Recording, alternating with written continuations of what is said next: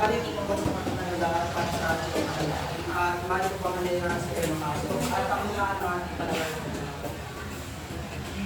The name of the Father, the Son, and the Spirit, Amen. O God, Almighty, behold us, thy loving children, offering thee today our works and studies. Help us, dear Lord, to be obedient to our teachers, kind to our companions, diligent to our studies, that we will merit thy blessing for ourselves, our school, and our beloved country, the Philippines. Amen. Bago ang lahat na o bali ko pa tinitipin ang mga paligid kung yung mga suka, ito at may ang tatapos ng mga klase ay tapos ito sa tamang lalagyan at nangyari sa mga sila may ito. Opo, Sister Lana. Magandang araw po sa inyong lahat, mga bata. Magandang araw po, teacher. Kamusta ang mga isa, mga bata? Okay lang po, teacher. Masaya siguro na marinig ang bawat isa ay nasa maayos na kalagayan.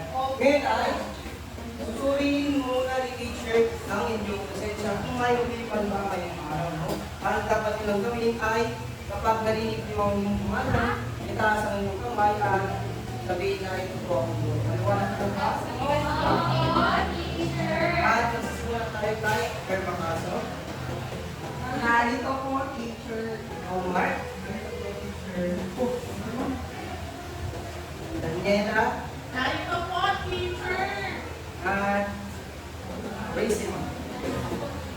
Bigyan natin ang ating sarili ng mga sikapong palakpakan dahil ngayon silang lahat para sa ating klase. Ngayon mga bata, kapag siguro ay nagsimula na sa ating talakayan, ano-ano ang dapat natin gagawin? Yes? Huwag po mag-ingay, teacher. Yes, Daniela? Makinig po ng mabuti, teacher. Yes? Sama. Mahusay. Maasahan po kayo ni Guro maya-maya. Opo, teacher. Ngayon mga bata, ano ang inyong napapansin sa ating pisara? Sir? Karagatan, teacher. Magaling? Yes. Anak buhay po. Mahusay. Ngayon no, ang retrato na to ay tinatawag nating incentive chart. Ang incentive chart na to ay nagrepresenta sa bawat grupo. At mayroon tayong 3 grupo sa araw na to. Ngayon no, igrupo muna kayo ng teacher sa 3. At ang sinasama ng pangkat ay kay Bali hanggang tager. At kay Sani Kalang Pangkat, kay Omar hanggang kay Kasal. At sa inatong pangkat naman, panguli ay nasa likod. Maliwanag po ba mga bata? Opo, teacher. Maliwanag po ba mga bata? Opo, teacher. Sayang, no? May inanda siguro na isang pula. Ang dapat nyo lang gawin ay tignan ng mabuti at pakinggan ito. Katapos, liburo ang pagtutula, kayo naman mga bata. Maliwanag po ba? Opo, teacher. Ngayon, no? Papasahin mo muna ni Guro ang tula na ating ito.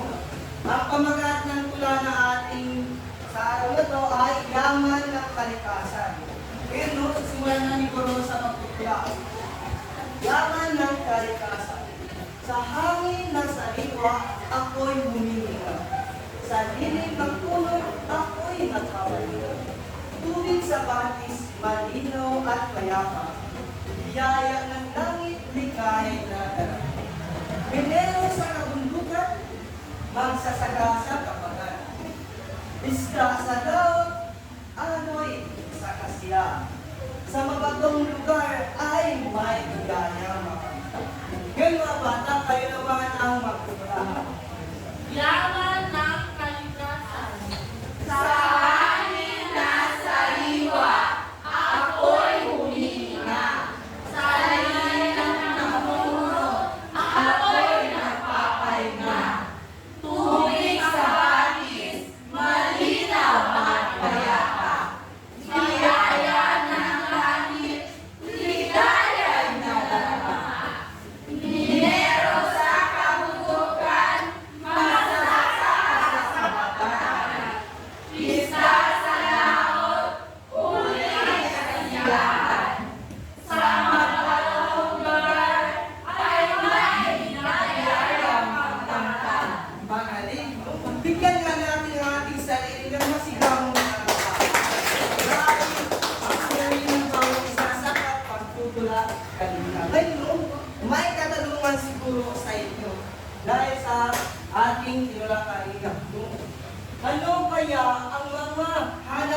buhay na nabanggit sa tula.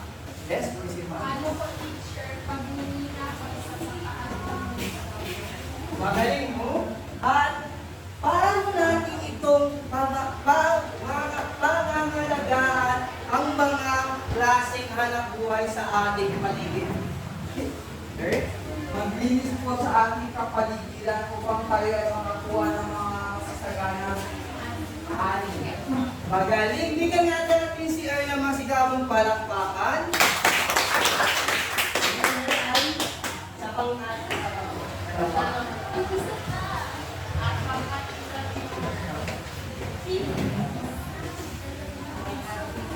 Isa pa pala kami, teacher.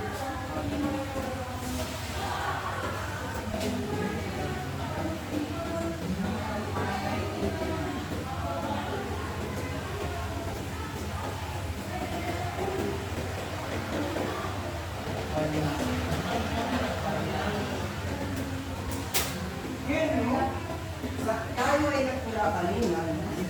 At ngayon ay ano kaya ang ating mga pinag-aralan kahapon? Sino makakapagsabi kung ano ang pinag-aralan natin kahapon? tungkol po sa batas ng Commonwealth. Ano naman ang uri ng mga batas na ating bansa ang Commonwealth? Yes? Pinatupad ng Commonwealth ay batas tayo. Magaling, no?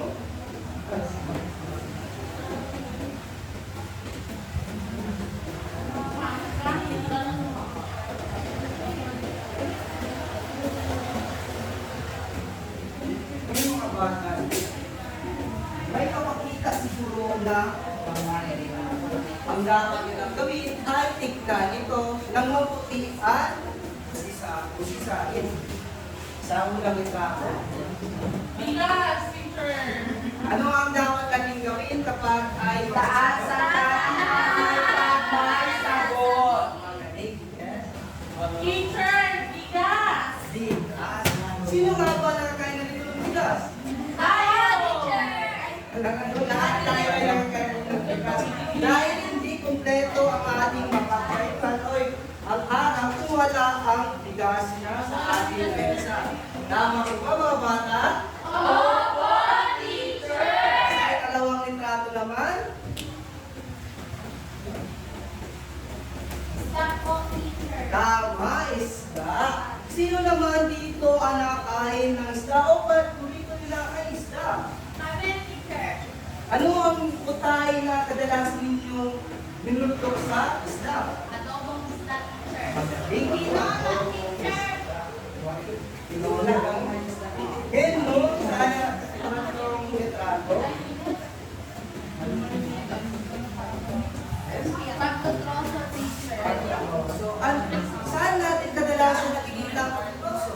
Sa kabundukan, teacher. Magaling sa Kabubatan pala, teacher. kabundukan at kabubatan ay magkaparehas ng mga bata. Ngayon ay kaapat na litrato.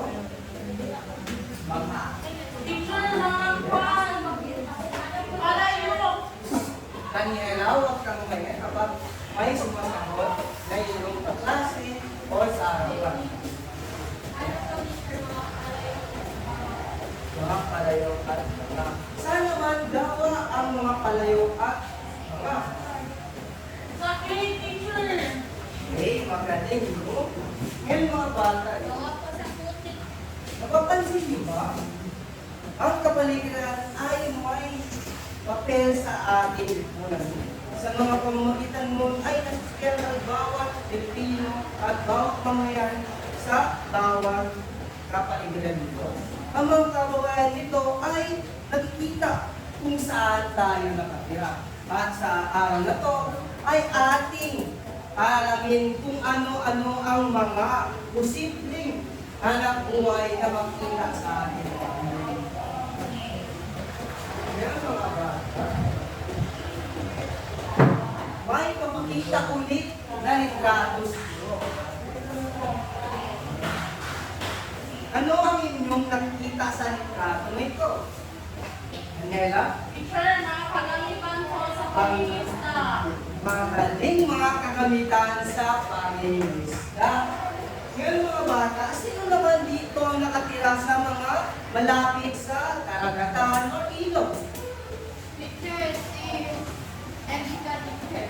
Erika, ano ang kadalasan na hanap buhay doon sa malapit sa inyong kapaligiran? Pangingisda, teacher.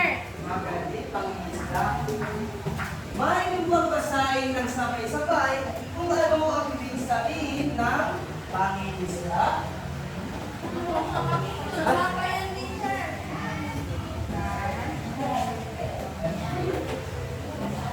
Ang mga mangingisda. Wait lang. Pagbira pa ng tatlo ay sabay-sabay tayong magbasa kung ano ang ibig sabihin ng mangingisda. Isa, dalawa, tatlo. Ang mga mangingisda ay mga tao. Ang pangangailangan ng buhay ay ang panghuli ng isda at iba pang lahat dagat. Sila ay nagawang matatagpuan sa mga lugar na malapit sa kagubatan tulad ng ilog, lawa at karagatan. Magaling, maraming salamat mga bata. Bagay sa inyong binasa, ang mangingisda daw ay mga nangingisda ay kadalasan nakita sa malapit sa karagatan or ilog. No? Tama po ba si teacher? Opo, teacher. Ano-ano ang sa mga mangingisda o mga tao malapit sa mga karagatan, ano ang kanilang mga inuuli doon? Ika. Iska at Maraming dagat. magaling mga laman dagat. Ngayon mga bata, sino naman ang mga magulang o kamag-anak o pamilya ay anak ko ay pangisda? Meron mo ba? Sinusan ko. Kilala ko kay teacher. Ito, dapat natin itong ipagmalaki. Ang atas anak buhay na ito ay kadalasan natin ay mas importante sa ating mga bayan. Dahil kung wala ang mga mangisda, ay wala rin tayong makain na isda o yamang daras na ibabaw, no? Or, ngayon, mga bata, may papakita muli na kagamitan or entrada siguro. At inyong sasabihin or ulat para sa agang kagamitan na ito. Oh, teacher. Kamay, Para po sa pagsasaka, teacher. para sa pagsasaka. At sino naman dito nakatira sa malapit sa mga isaka o kapatagan? May teacher. Kira.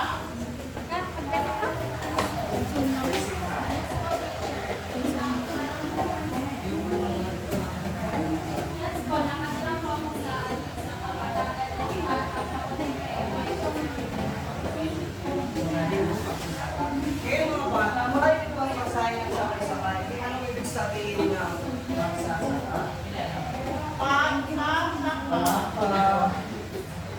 Ngayon mga bata, basahin ko lang ibig sabihin ng magsasaka. Ang mga nagsasaka ay mga taong nagtatanim at nag-aani ng mga pananim bilang pangunahin ng buhay. Kadalasan matatagpuan sila sa mga kapatagan dahil ang kanyang lupa ay malinang para sa pagsasaka. Karaniwang sinasaka nila ang mga palay ng Mais, gulay, at iba pa upang halalang pagkain na angkop sa uri ng klima at lupa sa kanilang lugar. Maraming salamat dito mga bata. Bakit sa inyong binasa, ang magsasaka daw ay kadalasan nakita sa mga lugar na anak o kapatagan. Ang mga anak buhay nito ay kadalasan maraming pagsasaka at mga pagtatanim. Ano naman, sino naman dito ang mga nakakalam kung ano ang klaseng tinatanim sa pagsasaka o sa mga sasakan? Yes? Palay. Kapag po teacher, tag-init at walang tubig, pwede pong magtanim ng mais gaya ng ginagawa po ng aking papa. Wow, pwede na mga gulay po, teacher. At mga prutas din po, teacher. Anong klaseng prutas? Mangga.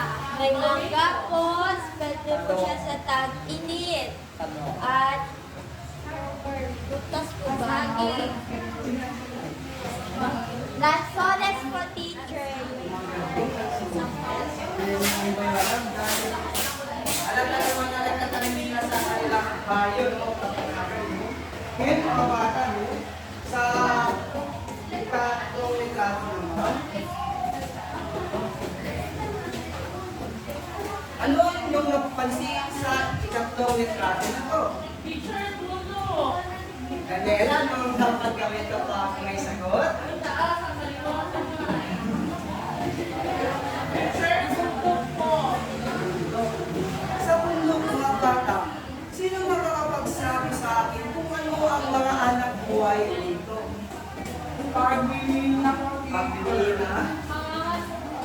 Mga maso? Meron pa ba? Ang hinina. Ang inyong mga sinabi ay tama.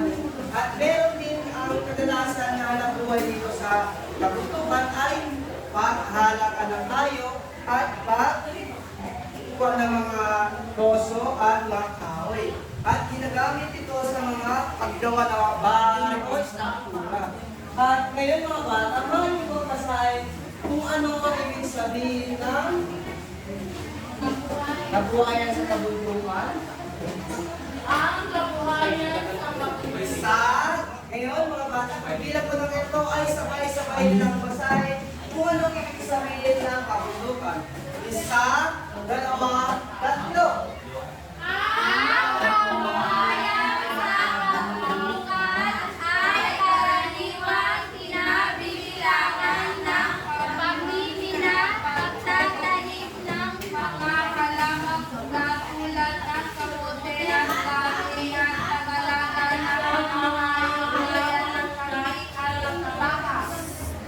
Ang mga tao ay ganito na nabubuhay ay matatagpuan sa mga kabundukan kung saan ang kulay ay mataas, mabundok.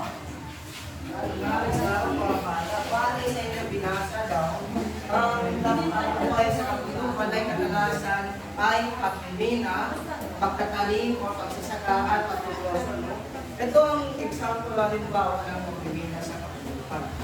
At ito naman ang mga halimbawa rin kung ano ang hanap buhay sa at paano silang maghahanap ng mga ayos sa kabundukan. Katulad ng baka teacher. Teacher, pwede po mag-teaching. pero wag kang Kambing, teacher. Ano? At meron din mga kadalasan na labuhay doon ay pagsasaka tulad nito. Maray, teacher. Maparay. Ngayon mga bata, may mapakita muli si teacher na litrato. Ang dapat nyo kang gawin tuwing ay tignan itong mabuti at basahin ang anumang ibig sabihin ng litrato. Ano teacher, yung pagsira ng bundok karamo teacher para gawing drama or gawing Tama, kung magkawin ng drama or anumang mass, ang kapagkatinas. Ngayon, alam mo ba, ang mga or tinatawag natin ng anak buhay or mga lugar na to ay bulubun bukid. Ito ay bulubun bukid po. Bulubun bukid. Ito ay mayaman sa mga matitigas or mga bato, no? Ngayon mga bata, may pagpasahin ng sabay-sabay kung anong ibig sabihin ng bulubun bukid. ang kabuhayan sa kabundukan ay kadalasang nabubuhay sa pag-ulit o pag-ulma ng pagkabuang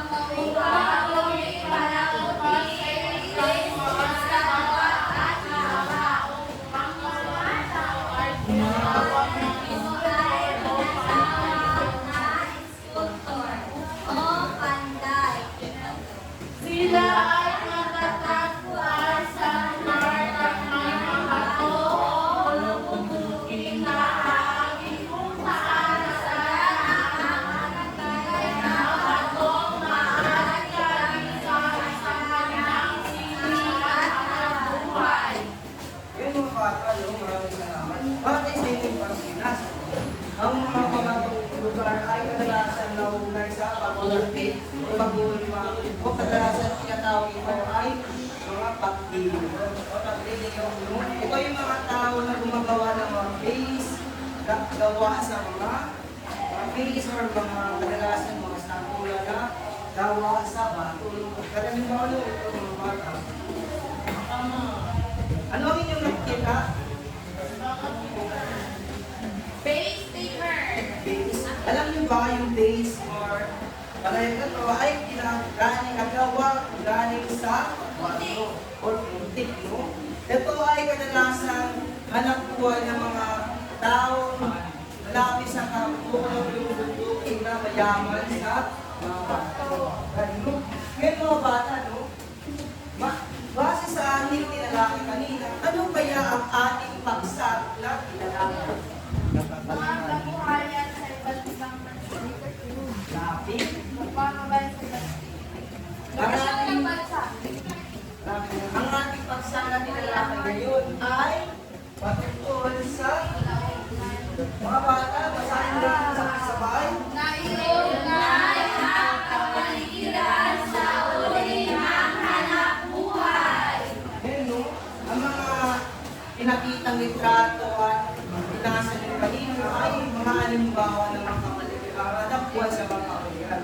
At napapatanong tayo kung bakit kaya ang bawat isa ay ito ang mga anak buhay dahil malapit ito sa kanilang lugar. At napapaisip din tayo, no? Ang mga karamihan sa mga anak buhay o mga lugar ay napapalanganan sa anumang lokasyon o produkto nito katulad ng dito sa Southcom, no? Or sa Kalarian. Sa Kalarian ay may lokasyon dyan na tinatawag na Kabuk. Ang Kabuk ay mayaman sa mga cotton at ang mga kapitan. Dahil doon ay nakikilala sila kung ano ang kanilang hanap buhay. At ngayon mga bata, no? Tapos na tayo sa ating talakayan, may handa siguro na group activity. Ang dapat nilang gawin ay at may handa siguro na 3 envelope. Ang bawat grupo ay may isang envelope.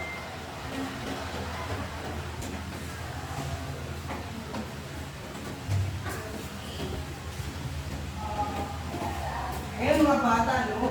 Makita nyo sa loob ng envelope, may mga materyales at mga ano dito. Ang dapat nilang gawin ay umuwi at pumili kung anumang lugar or hanap buhay ang inyong napupusuan. Ngayon yung mga bata, mali na po kayong magsimula.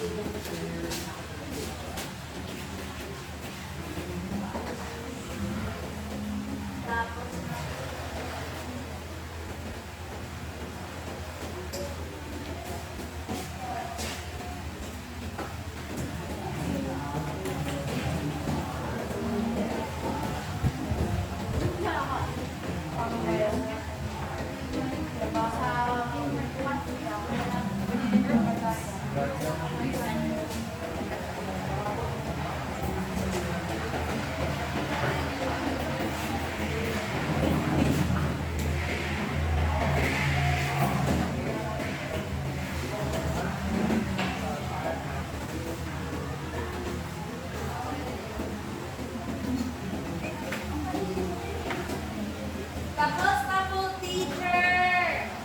Tapos na bawat pag tapos na sila ay pumili lamang ng isang participant or participate para pumunta sa para ipalawanan kung ano ang kanilang inuwi.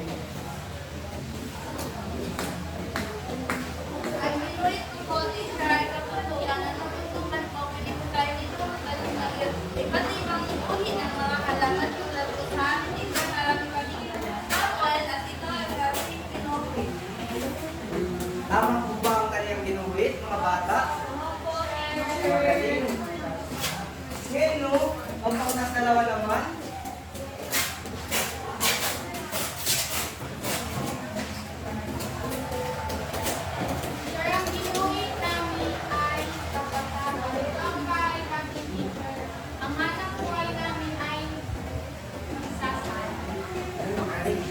Ngayon naman ay uling grupo naman. May po bang kasarapan?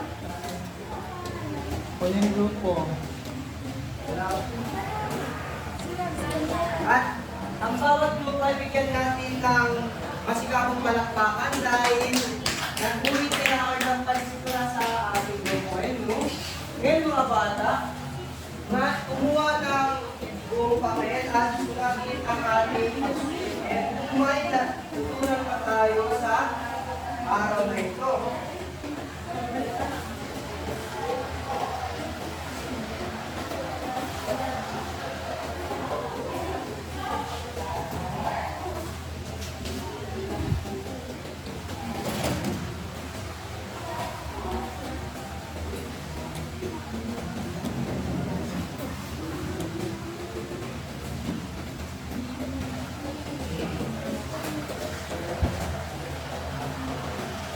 Kanya ka mga papel nyo, mga bata? Opo, teacher!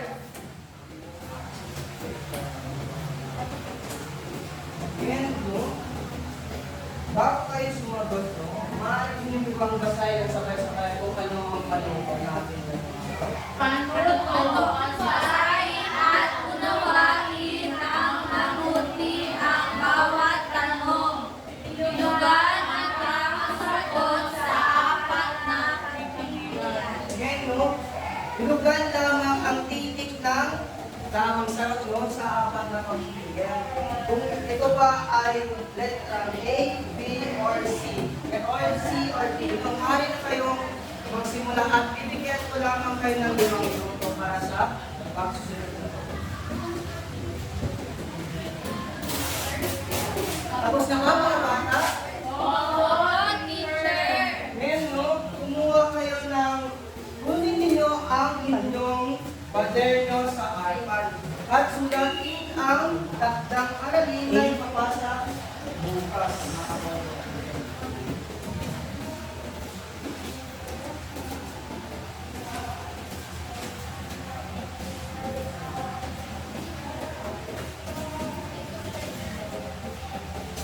Ngayon mga bata, bago nito sulatin ang inyong takdang aralin, maaari po ba masahin kung ano ang mga panunod natin?